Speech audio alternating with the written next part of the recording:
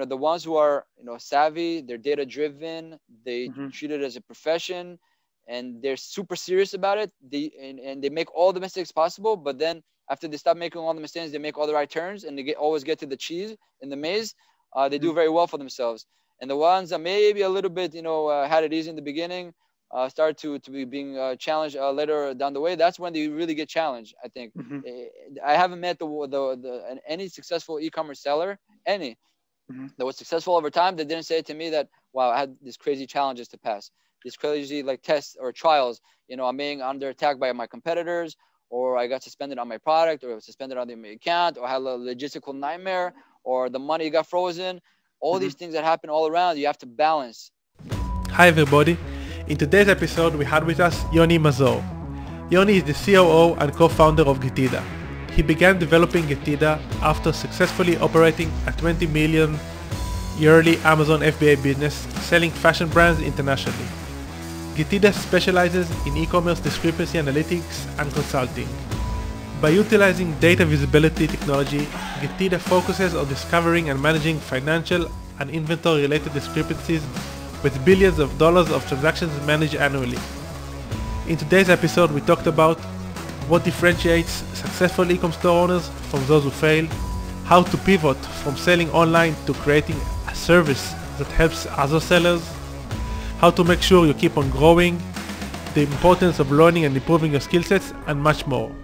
Please enjoy this wide-ranging conversation with Yoni Mazor.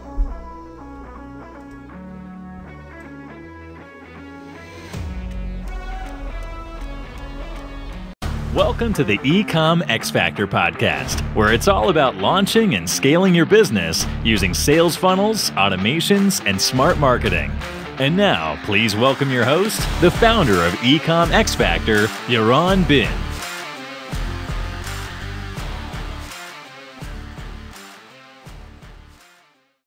Hi, Yoni. How are you? Good. Nice to be here, Yaron. Thank you so much for having me. Awesome. I'm so excited before this talk because we're going to talk about a lot of interesting stuff and stuff that I could use some advice about these topics, especially auditing and tracking better. And I'm looking forward to diving into all of this. But before we get started, can you tell our listeners a bit about yourself and how you got started? I got it. So you want to know how I got started with my current company or my e-commerce story, which also led to this company? How far should I go? Yeah, let's go way back. Let's go way back. You have an interesting story, so let's go way back. Yeah, let me construct it this way. So currently I'm the co-founder and COO of a company called GETIDA.com, which is GetIdea.com. We're a technology company, and we focus on helping Amazon sellers get maximum FBA reimbursements. This is where I am today. But my e-commerce journey, which led me to where I am today, started in around 2010, I would say. I started selling, stuff online. It was mainly on eBay. eBay, was the scene. eBay was the platform.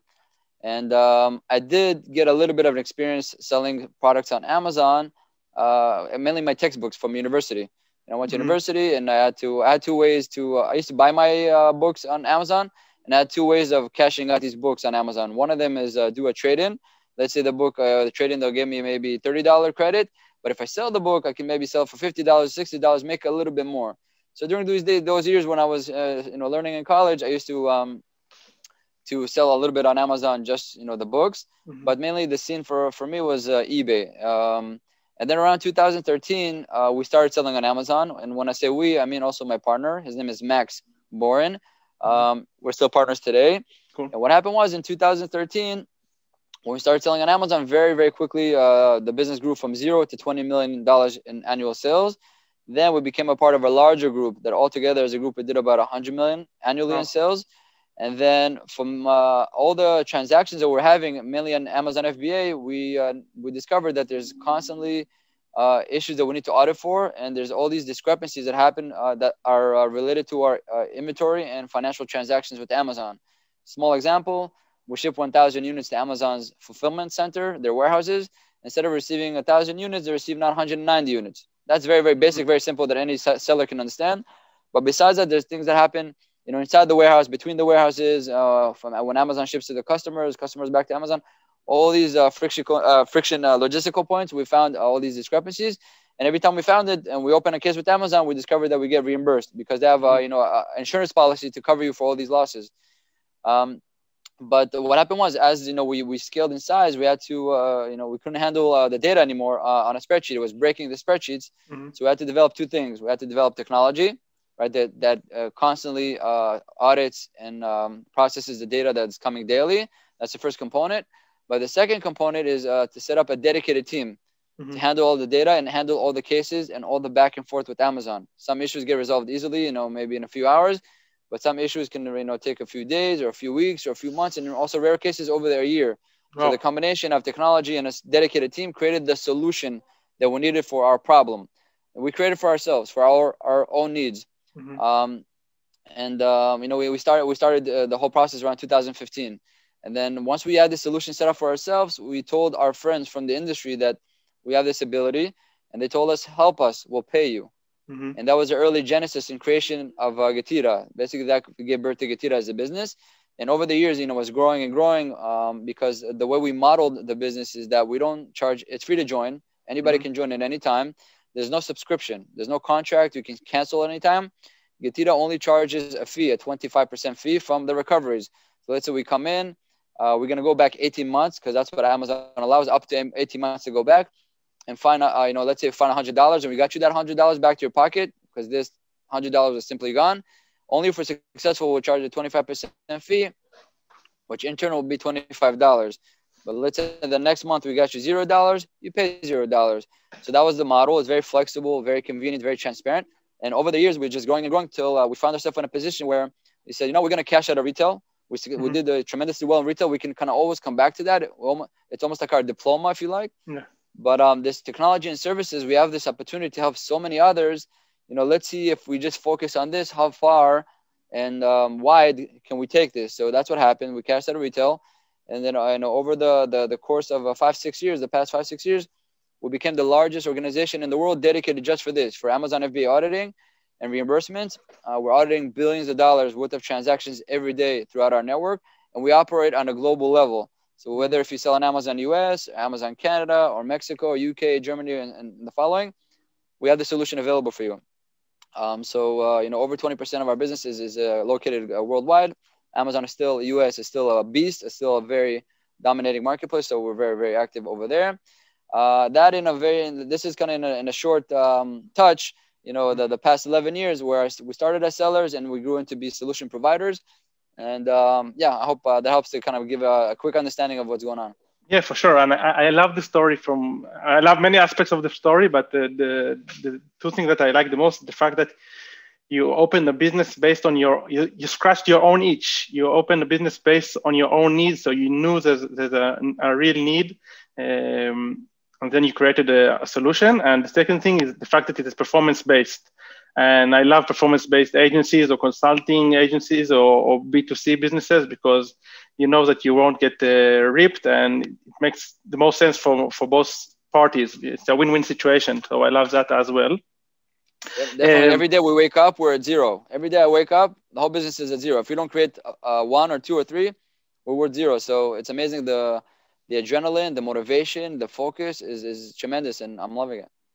Cool. Can you share a bit about the dilemma or the points in which you decided to leave the retail business, to cash out and exit? Because I guess many people these days, entrepreneurs, they have the shining object syndrome, and you're bombarded with opportunities, and it's kind of hard to leave something that is successful in order, like making the leap of faith and trying out something else, even though I assume that you already were making nice profits from the GETIDA. But can you share a bit the dilemma and what went through and Max's head when you decided to cash out? Yeah, it's a great question because I'll be honest, even today we're now that we're not retailing anymore, it's almost like a drug addiction. It's very hard to detach. It's very hard. It's very addicting because it's very powerful to be able to put product on the marketplace and generate sales and numbers come in. But in any case, what happened was that we had 2 successful businesses essentially. One of them we felt we kind of peaked in the retail game, and we always felt that we can kind of come back to it. But we felt like GETIDA, if we just focus on this daily and have all of our motivation, our talent, our focus just in this body, it will probably grow to its fullest potential. Because when we're balancing both of them, it was good. It was a balancing act. but doing high level or high velocity retail is extremely demanding. Extremely. Like we had a balance sheet of over $9 million. So it's you have that in front of you. That is it takes a lot of heavy weight, and then you have another business. Also takes a lot of heavy weight, but it's a balancing act is not as simple. So we like I mentioned, we decided that in retail we can always come back. So that was kind of a confidence that we did have, and then we, like you mentioned, we took a leap of faith. It was a risk, but we took it. But the gamble or the leap of faith was correct, because the moment we did just have the focus on this, we're able to bring all of our colors, all of our energy into this, and it was just explosive in a good way. And we immediately felt a dramatic change, how it's really picking up off the ground. And it was, thank God, looking back, it was thank God. It was a junction where you're not sure, but it was based on, I think, an educated decision that, if it's not going to be the way we want it, okay, we switch back. I just want to mention that we did not make an exit, meaning somebody came out and bought us. We cashed out our balance sheet. We sold everything that we had. We took all the money out. We did invest a lot into that money into building this, GETIDA platform. Over the years, some millions of dollars were invested. But so we do have the storefronts. We had like 14 storefronts. Each store kind of focused on a different category. So the whole infrastructure is always there. Like I mentioned, like a diploma. It's like almost like a doctor's degree or a lawyer degree. If I ever need to go back to practicing, we turn on the engine again and we go back on track. And that is because, back in the day, we took a leap of faith. That was the dynamic. Cool. Awesome. Can you share a bit about how does the process look like? Let's say a customer is onboarding. How does the onboarding look like? And what exactly you guys do on your end, and what you expect the seller to provide on their end? Got it. Yeah. So essentially, when you connect with GETIDA, there's 4 main steps to connect. The first step is basic information. The second step is connecting your Amazon account to us through MWS, through the API. The third thing is to have, a billing information. Once again, we don't charge anything to join, but we need to have, a billing information on file. So just in case if we do find something and you get paid, then we can charge our fees. And the last thing will be, the fourth step will be have a limited user connected to the account, so we can actually open cases and manage cases on behalf of the sellers. So, it takes 5-10 minutes to set that up. Much easier than most people figure. And once that is set, what we do is effectively we go back, we download all the information, we start all the auditing process. We're going to go back 18 months. And then this period of cleanup, when we clean up the past 18 months, can take up to, we call it phase 1. Phase 1 can take like up to 90 days, depends on the volume and how many transactions of the seller. And then phase 2 comes in where it's like month to month. As soon as the things happen, we catch it, we bring back the money to your pocket. This way they don't expire, because I want to mention something very, very important here. If you don't get everything that you owed as an Amazon seller for all these reimbursements, you lose 2 things. Okay, they're gonna expire and you lose the eligibility. You're never gonna get paid. And if you don't get paid, you lose 2 things. The first thing you lose is your investment, the money you invested into the inventory. But the second thing you're losing, which is interesting, you lose profit. And why? Because when Amazon pays a reimbursement, they're actually very kind, very nice. They pay you the retail value of the product as if you sold it on Amazon. So, our mission is very simple. It's to shift the double negative momentum into a double positive momentum, where the sellers are able to get their money back plus all the profit. And all that money flushes back into the organization. Now you can, continue using it and fuel your growth. Or you need to invest more into marketing, more into the next product launch, maybe another software that you need to help you with advertising, whatever it is going to go back to your organization and fuel you. That's what we've seen these elements happen in the past, 5-6 years. Now, also high level, I want to give some statistical point where we discovered that the discrepancy rate on an annual basis can range between 1% to 3%. So if you do, let's say, $1 million on Amazon annually, it could be $10,000 to $30,000 that you might be able to recover. If you're doing 100,000, it could be 1,000 to 3,000. If you're doing 10,000, it could be $100 to $300, something like that. Another way to look at it is for every 100 units that an Amazon FBA seller ships to the fulfillment center, between 1 to 3 units will experience an issue along the life cycle of the product in Amazon's fulfillment centers. That's kind of the how you get started. That's what we do. And that is kind of the level of opportunity that's available. Cool. And what exactly happens? Why are these discrepancies? What is causing these discrepancies in the chain of logistics? Can you explain? I gave the simple example where you ship 1,000 units, you only receive 190 units. So that is maybe more on the human level experience. You shipped 19 pallets and or maybe you shipped let's say, give it a different example. You shipped 253 boxes. they only received 252 boxes. So along the way, maybe something happened, or they did get it, but along the warehouse, it started to get lost. So they call it lost inbound. But once the units are already inside Amazon's fulfillment center, inside the center, because Amazon usually puts it in bins. So in the bins, they might get lost, maybe mixed up with other bins or go to the different side of the warehouse. It's warehousing, right? Yeah. So it's logistics. So that can happen. Also, it could get damaged. They take your product out of the bin and maybe they drop it on the floor and boom, it gets damaged. So you got lost, damage. All of a sudden, maybe they found your product in a different bin. They know it's your product, but they don't know what's going on. They just dispose it, get rid of it because they don't know what's going on. So it might be the machine, the software, it might be the team member. That's inside the warehouse, but also between the warehouses. Sometimes Amazon will ship your products from, let's say, the warehouse in Kentucky to the warehouse in California. So when it goes out of the warehouse in a truck, things happen. And then on the truck that takes your inventory in California, things happen. And now when they take it from the truck and they have to put in all these bins, things happen. Also, this is just to get started with the FBA. Once the orders come in from the consumers, things also happen. They take the product from the bin, they package it in a box, they ship it to the carrier. It can be UPS, FedEx, post office. Also, from the consumer, the customers back to Amazon, also known as refunds, returns. That's also, they're supposed to ship it back. They already got a refund, but they didn't ship it back. They forgot to ship it back, or they did, but it got lost in the way. All these funny things that happen with logistics. And the last thing will be when you ship your products back from Amazon, they call it FBA removal order. When you want to remove your products from FBA, also things happen there. So all these logistical friction points, that's when things get lost, damaged, destroyed, disposed, or get charged with all these fees. Let's say they're supposed to charge you from, let's say when they pick the unit from the bin, they package it in a box, they ship it out to the consumer. They're supposed to charge you $2.50. But instead of that, they're charging you $10. Why? Because they have the wrong information on the product. Because Amazon charges a fee based on the weight and dimension of the product. So the larger and heavier they think your product is, the more they're going to charge you. So if there's incorrect data, information on your product, when in dimension, you'll be overcharged with fees. So our technology, we're able to do those audits. You give us your information, what is the real when the dimensions are, what Amazon thinks they are, and what are they charging you. If there's a difference which is not in your favor, we'll do two things for you. We'll open a case with them, make sure that going forward they correct the information, so they stop overcharging you, so you stop the bleeding. That's the first mission. The second is to go back 90 days and get you back reimbursements for all the overcharges. This issue is limited to 90 days. So it just shows you the whole myriad where logistical issues and also financial issues all combined into one. We create all these distortions and opportunities to get recoveries, reimbursements. For sure, sounds amazing, and it's a no-brainer actually.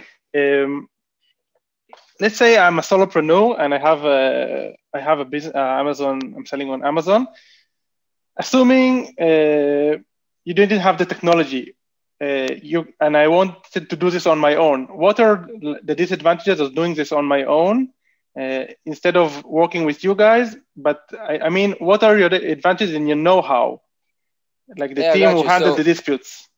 Yeah, so I like this question because I wanna point out that GETIDA encourage the sellers to do as much as they can on their own. As much as they can. It's not this or this. We're very customizable. So any seller that comes to us and says, I know how to do this and this and this, everything else I don't even know how to do, or I don't want to do, please do it for me. Clutch, no problem. We can do that. So we're very customizable. We can do everything or some of it or very little bit of it, whatever you need. We're a full solution. We're not a software. We're not a tool. We're a solution and we're a customizable tool. So that's easy to understand. Now, back to focusing on the seller, everybody has their own different resources. Maybe it's really just you, so you don't want to focus on it. You know that your mission is to focus forward on how to grow, how to create that magic of selling online. Maybe you're trying to create a brand, or maybe you got access to a certain brand that you can resell, and that is the magic that creates the actual business, the revenue. Well, our mission is like archaeologists. We always look at the past. We have a little toothbrushes. We're gonna rub our toothbrushes in the sand, and only if we find gold for you, only then we bring it back to you, and then you're gonna pay us.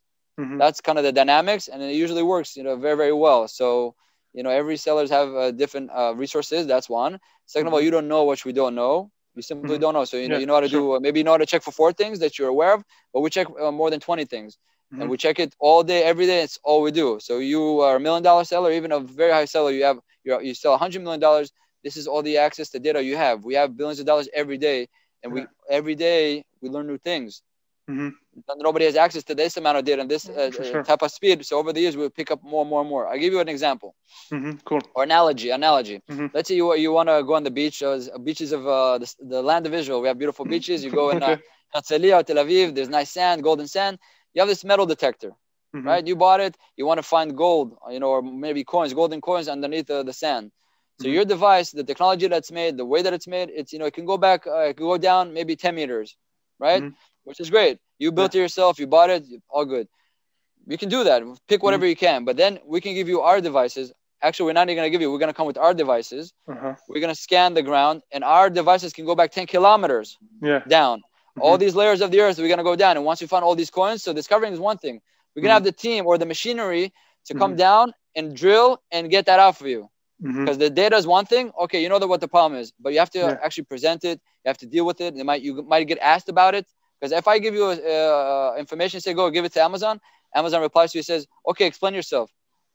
It's like Chinese for you. You don't even know how to explain yourself, but we do. This is our language. It's almost like accounting. When the IRS comes in, they say, what's going on with your books? I don't know. You got to bring accounting. Oh, it's a different language, right? So it's a combination of accounting, also the lingo. The lingo is like more the legal side. When you got lawyers, usually have all these languages. That's kind of the tools that we have and the experience that we have to add that value from deep down. In addition to all of that, our big part of our team are ex-Amazon employees. We used to work in those departments, the FBI reimbursement departments. So we know what we're looking for, how to present the issues, how to manage the cases, and also how to stay compliant throughout the whole step of the way. In addition, I would like to add or mention that we're an authorized solution provider by Amazon on the platform. So if you visit Amazon Seller Central, the App Store, you'll find us there, which means we're vetted by Amazon. They know who we are, what we are. We have a double commitment. We have a commitment to the sellers, but also to Amazon, to the private policy, the data protection, where it's stored, how it's handled, all these kind of things, which makes us very proud to invest so much in our infrastructure to make sure it's secure and it's effective. Amazing. Can you share like a few or one story of a customer that really like shocked you, like an outlier, like something that some guy that had a lot of fees, like a lot of hidden gems, and that you were able to recover? Yeah, I mean, we get left and right all these interesting examples. I'll touch one that maybe a little bit kind of puts a focus on our ability to get more. So we had a client, a very successful seller. He has his own team. He used another provider, and we told him, okay, if you want, we can always check it for you and get you more if you ever wanted. We can also, by the way, we can also do free audit. So if anytime anybody wants, they can come to us. We give you free information. So we believe we can recover in your account $500, $5,000, $50, whatever it is, and then you can make an educated decision if you like GETIDA to help you or not. But in any case, he was kind of skeptical. He said, nah, man. I said, listen, well, what do you have to lose? You know what? All right. So he came in, I think we recovered like over 20 grand, and he was just stunned. He was just stunned. He's like, couldn't believe that I was letting all that away. And he was very happy. Eventually he sold his business to, he made an exit to a big company that kind of buys a lot of businesses in the industry. And then that helped us a lot to make them understand that the value of what we have. And that helped us a lot convert their entire infrastructure, their network. They have a lot of accounts that they do. And they saw how superior we were because they had access to all the data, what the in-house team did, what another provider did, and what we did, how we're able to extract that more. All of a sudden, it was a domino effect. We're able to get more clients in one touch because of our ability to extract that more in shock and create that positive shock effect where all the money back into the organization and they can keep thriving. Awesome. That's great. I want to shift the discussion.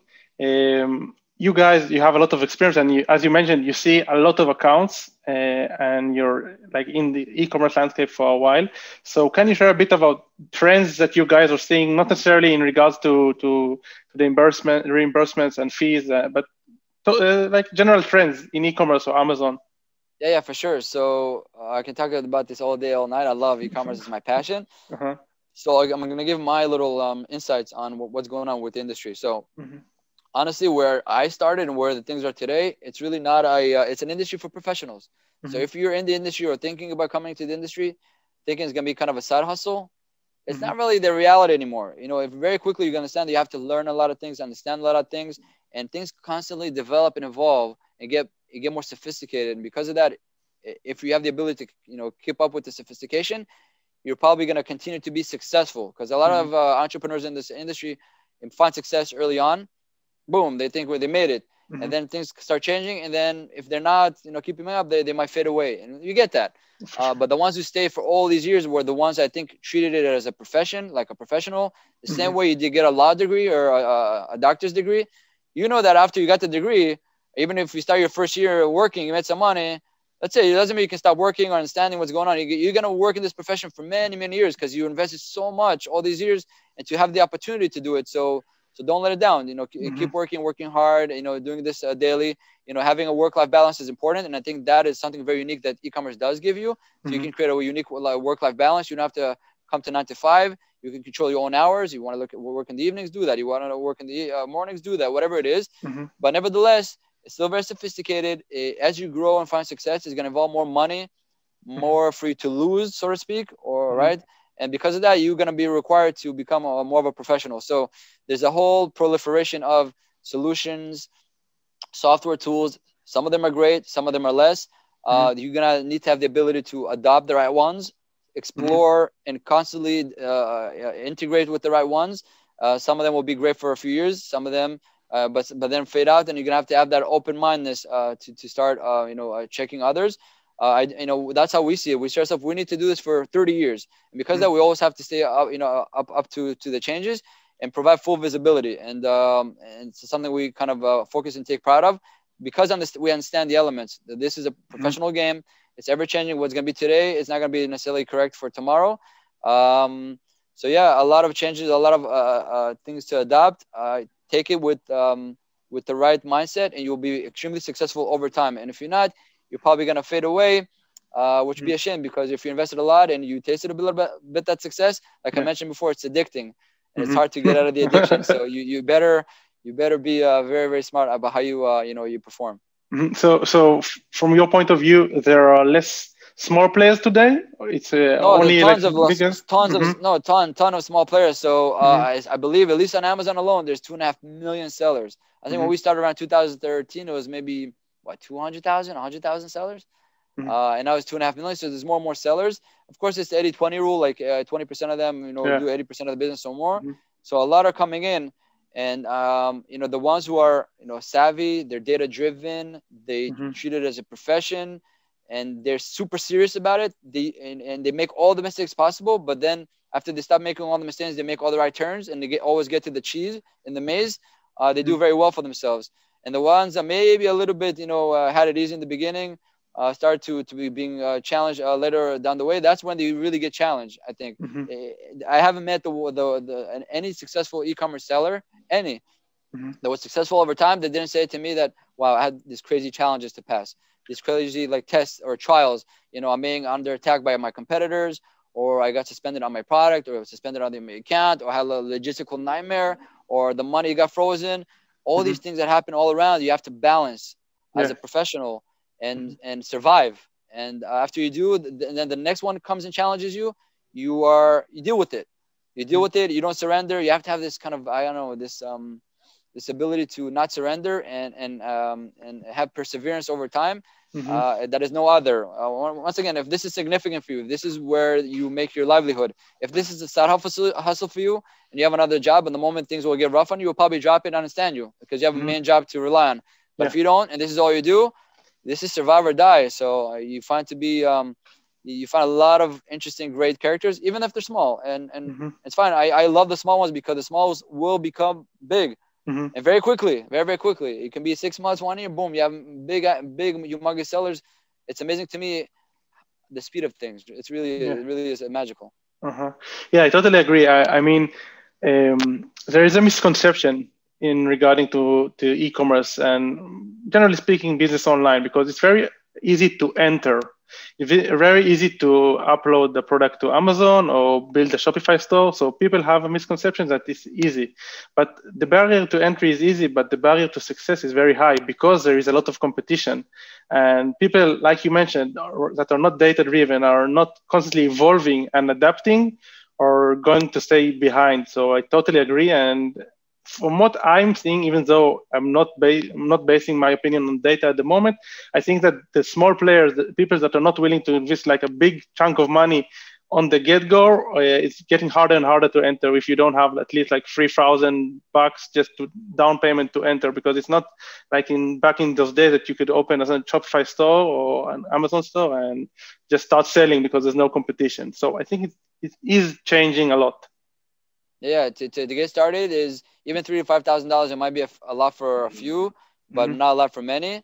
That's where they get started. But to continue and succeed, and you need to have probably a lot of budgets to advertise, to market, to push. That is when you don't know how much is really needed until you succeed. Is it $10,000? Is it $100,000? That X factor you don't know might kill you or make you. You might, let's say you need $50,000 for the next, year, and you invested already $49,000 in 11 months. And you're like, I want to quit. You only need that one more month and another, few $1,000, and boom, that's when you finally get your rank. Things start clutching and moving. It's an unknown. So once again, if you're in this, be data-driven, being for the long run. Of course, everything has to make sense. If it doesn't make sense, you're trying to source a product for $100 and sell for $10. Obviously, it's not going to work for you. But if you see the demand, it's all in the data. You see that there's room to come in. You understand the proper channels to market your product. Or if you have access to source product, or you're a reseller, there's data shows you the speed, the velocity, or are you able to sell it? Who are the sellers? Who maybe try to get information. Where are they getting their products? What are their There's so much data that's available for you to make the right decisions. And if you always consider it, and if you always make your bets according to these, you'll probably be successful all the time, over time, even though there will be external things that might hit you. For sure. Like I mentioned, it could be lack of cash, or your funds got frozen from the bank or from Amazon, or you got this weird complaint from this consumer out of nowhere, because the customer is always right, even when they're wrong. They say, oh, it's a fake, but it's my brand, my product. It's a fake. Oh, you're selling fakes. Explain yourself, Mr. Mr. Private Label brand. So you come to Amazon, explain you're the brand. It cannot be a fake. This is certificate. But during that time, you're losing sales because the listing suspended, or maybe the account is suspended. And because you're losing sales, you're not getting paid. You have employees. You got to know how to balance all that, survive all that. So that is when a lot of the character is being tested. To these entrepreneurs as business people. How do you survive as the business, not as an entrepreneur, as a business person? Because as a business person, you can be an entrepreneur or working for somebody, but you have so much experience and ability to react fast and react professionally and settle everything and have the confidence and always be prepared for the next hit or the next challenge, because it will always come. For sure. It always will come. You can never relax and chill, because always. And I have a friend of mine. He says it sounds better in Hebrew. The quote. Let me think how to rephrase it. Life is like a bicycle. If it's easy, you're probably going down. You're on your way down. So it's kind of. I like it. Yeah. And if it's hard, you're on the way up. So Exactly. Very true. Exactly. So, and you mentioned being a business person. So it actually made me recall a lot of sellers that are not, some of them are seeing success, some of them are not seeing success, but they are thinking about solutions. Like maybe I'll open a Shopify app, or maybe I create a software like you guys did. Obviously, you guys are already successful, and you knew that this solution is going to be smart and will provide value. But to these guys, how would you say would be the right approach for them? Okay, they have a store and now they are developing, let's say, a Shopify app or some certain solution. So do you have any advice for them, for the guys that want to pivot and be like a B2B, start diving into the B2B? So I think who said, Einstein or something, that the best inventions are, to remedy your current pains or something. Or the best force of invent solution is, or the best form of an invent is the need, or discovering necessity. The need. Necessity is the mother of all needs. Yeah, there we go. Thanks so much. Alani is great. Great interview guy. Yeah. So that is the mother of all invents, the necessity. So if you're experiencing something which is unusual, where you have a need for a solution, and you kind of really tried out everything that's out there and it wasn't really fitting the best way, and then you started doing it in-house for yourself and you find it to be exceptionally successful. I mean, I just give my story away, and then you let others try, and then they find it successful and valuable, and it's like a snowball, a positive one that just snows by itself. You don't have to say, we didn't know how big or strong we were going to grow. For the first few years, we were just kind of growing organically, to be fair. And the moment we settled in, it was kept on. We still have that organic growth, but then we're able to really pump in, our connection, like a lot of things. It's connections, it's partnerships, it's money, hard money that's invested in trade shows, physicality, sponsorships, like big bucks, right? But that comes much later when you know that you have a good solid ground to build on. So even if there's other providers out there, your core is so strong and so true, and the value is always there that you can build on it. Because finding that value, really identifying in data that it's really, really successful. If it's on an advertising tool, if it's an inventory management tool, pricing tool, whatever it is, the value constantly has to be there. So even if you took the leap of faith, you made your bet,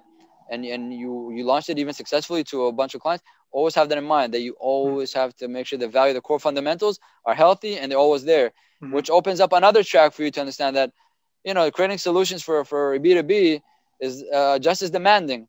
For sure. It's just it's a different game. Same industry. Yeah, same industry. Even the data, like the data always changes with Amazon. So the data or the modules we have today, let's take advertising for a minute. I remember the module that Amazon had like back in 2014 or 15 where it just started. And today it's like comparing a bicycle to a rocket ship. Back then, a bicycle, you start riding, it's fun. Now it's like so many buttons and triggers and this and that, it sends you to the moon. And today, Amazon, I think it's over 20 billion a year in ad spend today. And when they start from zero. So to have this bubble that's worth 20 billion and just growing in the advertising space just shows you how much more sophisticated it is and how much more variations and options and complications.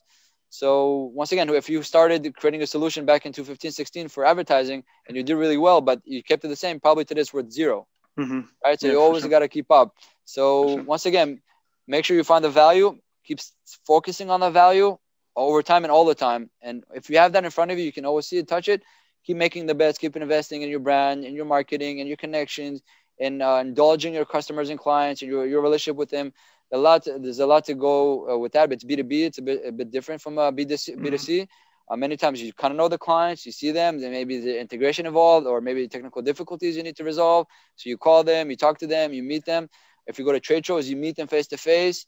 That's unusual for e-commerce sellers. You usually don't see your clients, right? Unless you really become a huge brand, you go to exhibitions, and let's say you're selling food products, and then you go to exhibitions where Coca-Cola is there, and the Pepsi, and Heinz ketchup, and all these big brands. So maybe, so you're a consumer CPG, consumer product goods seller. But for the most part, most of the sellers I know, they don't really see the end consumers. Yeah, sure. They don't have that interaction. B2B, you probably will have that.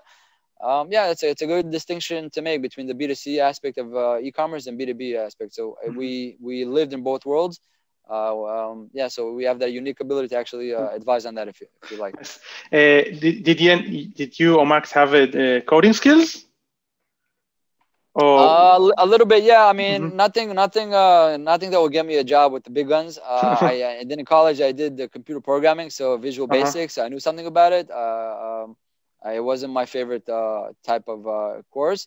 Max also had, but in the early days, I was more involved in the development of the technology and the thing, and then the actual product, if you may. But over the years, we kind of pivoted away. It's interesting dynamics. He now is fully involved into the product development, the whole development team, writing the code. He became a phenomenal coder. Well, I gravitated more into, I guess, be outside facing, becoming more of a face, more of a presenter. I do have a podcast show as well, which we always invite to come as a guest. Thank you. Yeah, I'm extending you a live invitation. So engage with our partners. We have a lot of strategic partners worldwide, hundreds of them. Attend trade shows. Deal with the sales team. Listen to the wants and needs and whispers of our customers. Are they happy? Are they not as happy? And how can we make them more happy? What are they experiencing? What are the new challenges they're experiencing that all of a sudden we can introduce as new solutions, stuff like that? That's where I kind of keep my focus on. And we have the dynamics of when I do find something new, I drip it into, Max and the development team so they can actually go through fundamental distillery and processing to see if we can create something that is really viable and scalable. So, the dynamics always change. I'm very lucky and privileged to have him as a partner because we always find ourselves complementing each other in different junctions and different time frames, and it's an interesting balance. This is awesome. Can you pinpoint a point in time in which you felt that you reached a critical mass, that the snowball was starting to roll from the force of its own? When was it, and what made the major impact? It's a very interesting question for me. So on the one hand, even though I do believe everybody would agree with me that we hit a critical mass, but I don't let that get to me. Every day is day zero. We have nothing. Cool. We have nothing. Like I said, we start from zero. Everywhere we have zero. We have to appreciate it every single moment. So there's no such thing critical mass. Have so many to help now, which are here. We have to. But but I can help so many others. And how do I get to these others? So that is something that I live very, very strongly about and passionate about, and my focus is. But just to be fair on the numbers, on the books, I think 2019 we really solidified ourselves where, you know, we could carry on way properly. We feel, that we hit the ability, such a mass where, it's healthy. It's just healthy. It's not a baby anymore. So it took 2-3 years to really, almost like a baby, right? You need to feed it, breastfeed it, or it crawls and then it walks. So start walking or even start running around 2019. And today it's just a spaceship. It's more like an aircraft carrier. We have, thank God, a lot of clients, a lot of users, a lot of tools, a lot of technology, a lot of infrastructure. And we can, as an aircraft carrier, we can service anywhere in the world. You need our airplanes to come to US, they're coming. You need them to come to UK, to England, they're coming. You need them to come to Germany, they're coming. So whatever support and assistance you'll need, we have this aircraft carrier. I guess we maybe I can say that this aircraft carrier, we were able to finally put it at sale maybe around 2019. So that's a very unique question, which I do appreciate it. But so we have one side of it, and the other side is we have nothing. We just have nothing. And no matter what I have zero. Yeah.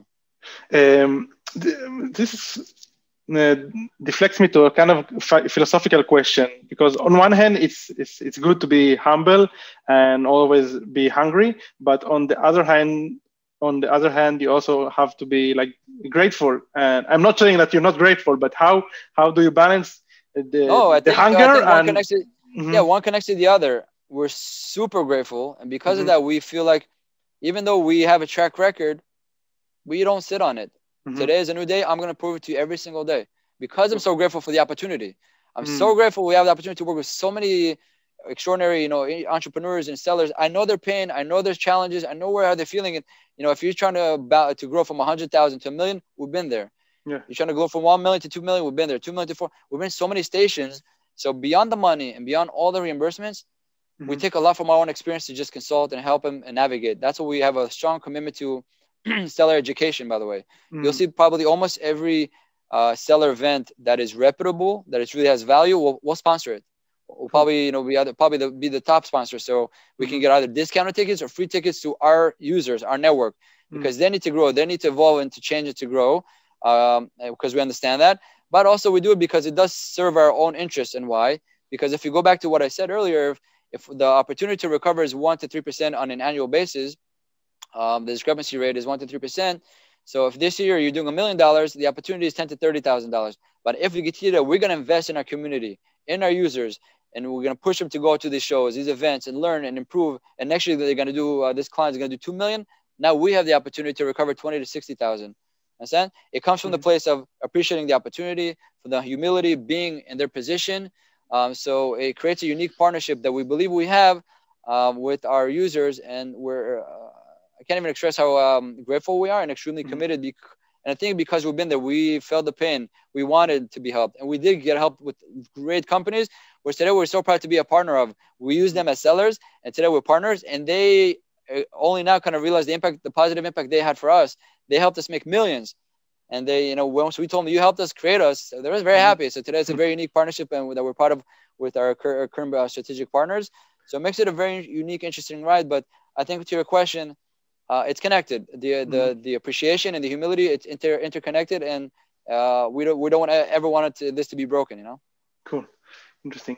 And we talked a lot about constantly evolving and constantly learning. So, from a personal point of view, how do you constantly evolve? Do you have coaches? Do you read a lot of books?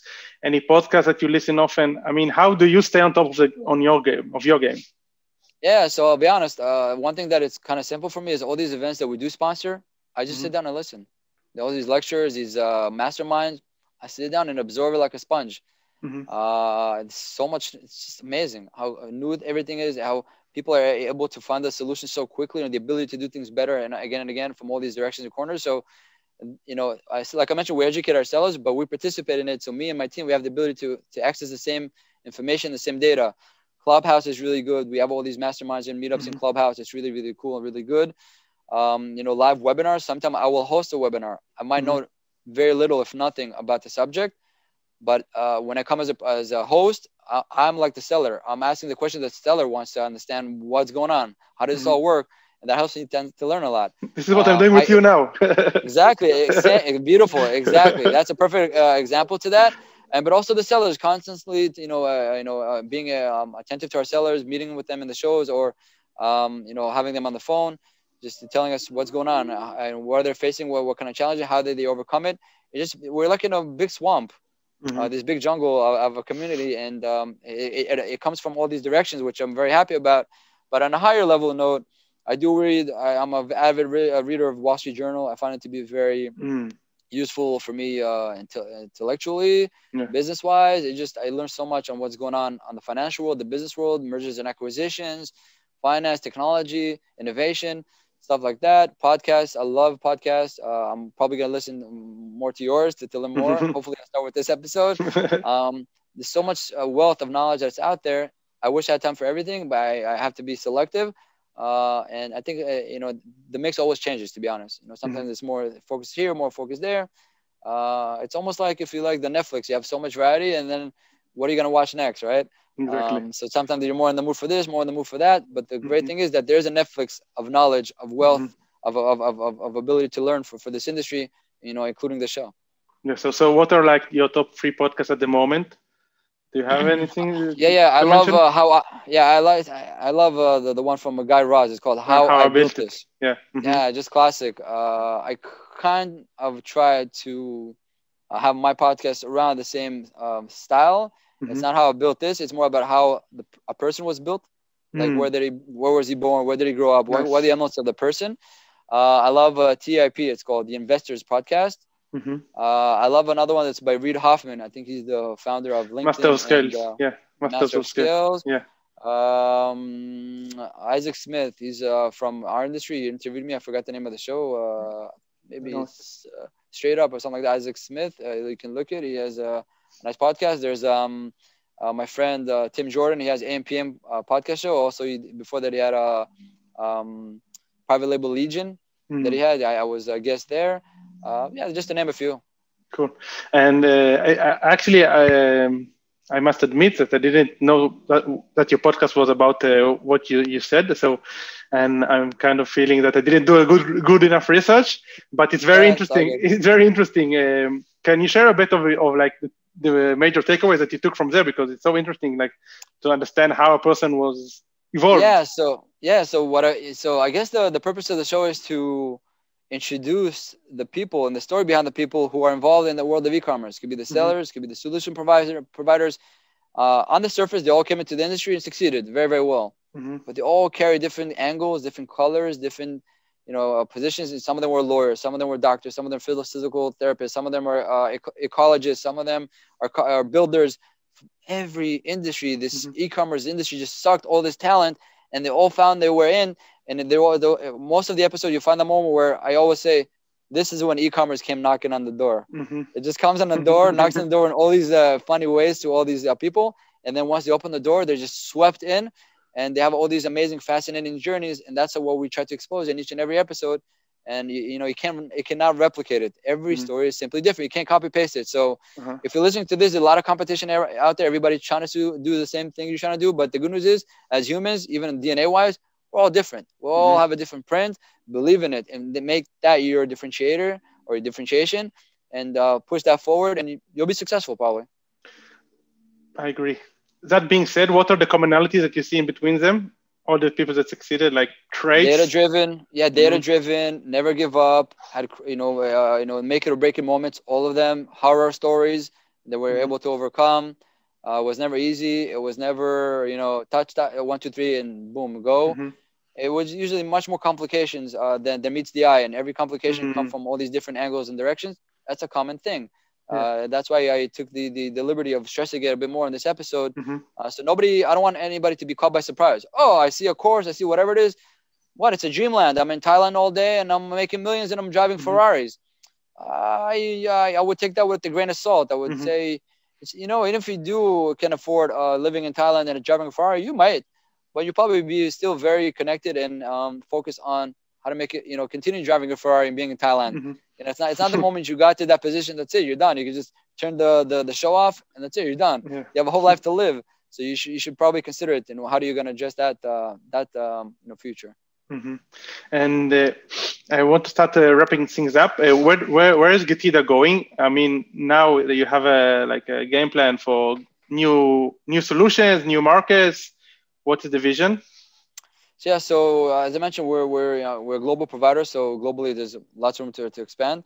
But there's something even more basic to that than that. We discovered along the years that the overwhelming majority of Amazon sellers, especially Amazon FBA sellers, are not even aware of that there's a problem. They think everything's fine. So there's lack of awareness, and because of that, there's billions or tens of billions of dollars that need to be recovered every single year, and it's just growing. So this is our mission, that we just focus on how to raise the awareness. Even if they don't use us, you don't need to use us. As long as you're aware of it and you're gonna take some actions, you're gonna have more money in your pocket, and because of that, you're gonna be more successful. Going to the future. So we put a lot of focus onto that in our marketing, in our outreach, and in all of our activities. Of course, if they choose us, once again, we're very customizable. So they can do it alone as much as they can. They customize it and use us, and we can grow together. We'll be happy to assist anybody.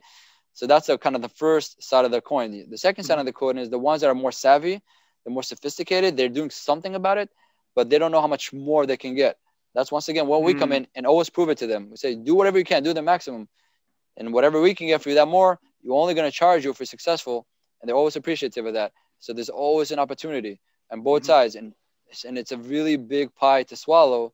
So the next 3 to 5 years, we got to keep at our mission steady. But once again, refine the process, make it more efficient, make it more, more impactful, always reach that maximum level, always learn new ways to do it and better ways to do it. And that's it. That's kind of the mission. It's like asking, a brain surgeon 5 years from now, he'll tell you, I just want to do it the same thing, just much, much better. and just help more others and save. And I don't want to get too dramatic of saving lives, but helping lives, I